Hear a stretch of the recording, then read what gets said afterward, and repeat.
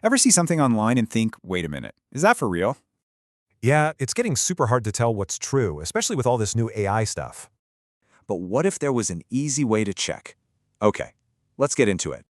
So a bunch of smart people came together. They called it the Content Authenticity Initiative. And they created a cool new tool to help bring some honesty back to the internet. They call it content credentials. Think of it like a nutrition label, but for your files. So how does it work? Well, it's a secure tag that tells you the file's life story. It's easy. You just look for a little icon, give it a click, and you'll see its whole history. You can see exactly where it came from, and you know if it's been edited at all. A lot of people think it's just for fancy software, but nope, this is for everyone. It works with all kinds of stuff you see every day. Images, videos, and even documents. And it's not just software. It's being built right into cameras and even your smartphone. And you know what's really cool? It's an open standard, so it's totally free for anyone to use. People like Roland Bainez are helping creators and teachers get on board with it all over the world.